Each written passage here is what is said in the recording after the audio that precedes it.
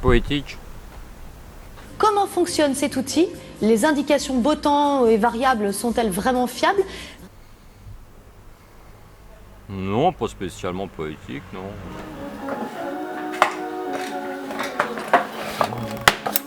Qu'est-ce que ça représente pour moi la poésie? Tout est poésie. Hein. C'est sûr qu'au final, on sort un bel objet, quoi. C'est utile en plus. La poésie, la coucher de soleil, on a plutôt tendance à tout de suite se rapporter aux écrits, quoi. Hein, c'est ça, plutôt. La poésie, c'est pas le bon terme. Ah, je t'ai pas dit, dis donc. J'avais une carte de visite d'une coiffeuse à domicile, jolie et tout. Mon petit cul et tout. Tu vois, mais j'avais écrit un poème pour les coiffeuses. Ça a tout compris. Rendez-vous. Alors, pour revenir à la poésie, tout est poésie. Est-ce que tu trouves que c'est un métier poétique un peu? Ouais, un petit peu. Derrière les ennuis et les vastes chagrins qui chargent de leur poids l'existence brumeuse, heureux celui qui peut d'une aile vigoureuse s'élancer vers les champs lumineux et sereins. C'est de la mécanique quand même pure. Et puis c'est un métier manuel à 100%. La poésie, non, je la vois pas là, du tout. Est-ce que c'est poétique de voir quelqu'un bricoler un baromètre?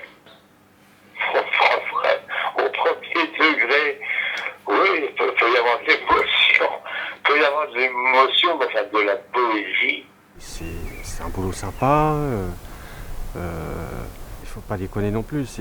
C'est pas faire de l'alpinisme pour gagner sa vie. Ou... Ah non, mais attends, mais si tu fais des gestes mécaniques, répétés, tu vois, rien ne t'empêche de composer des poèmes dans ta tête pendant ce temps-là. Hein. Je sais pas, qu'est-ce que tu recherches vraiment, toi? Je pose la question à l'envers maintenant. Moi, mon âme est fêlée, et lorsqu'en ses ennuis elle veut de ses chants peupler l'air froid des nuits, il arrive souvent que sa voix affaiblie semble le râle épais d'un blessé qu'on oublie au bord d'un lac de sang, sous un grand tas de morts, et qui meurt.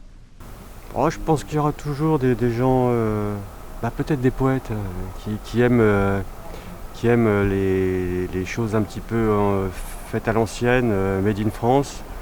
Est-ce qu'on n'est pas un peu tous des baromètres au final? Ah ben c'est sûr qu'on sait prendre l'air, on sait prendre le vent, on a chaud, on a froid. Dans chaque chose qu'on fait, il y a toujours quelque chose de sympa, quoi. On est né dans son baromètre, voilà. Ouais, enfin bon, il n'y a pas de quoi en tirer 300 pages quand même, si, non. Bah pourquoi pas. Bon, c'est quand même des choses qui ressemblent fortement à ce qui existait il y a 100 ans, quoi. Je fais pas mon âge, mais mon âge me défait. J'aime bien ça, j'aime bien aussi.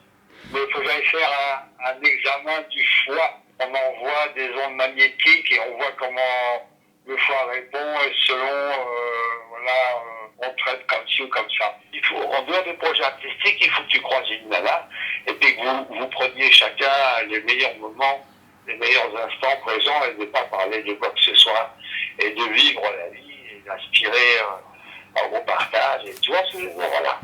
Il faut essayer de se libérer et puis...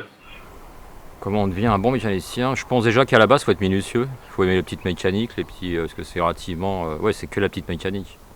Je pense qu'on l'a en soi, je pense. Être patient, parce que des fois, c'est pas toujours facile.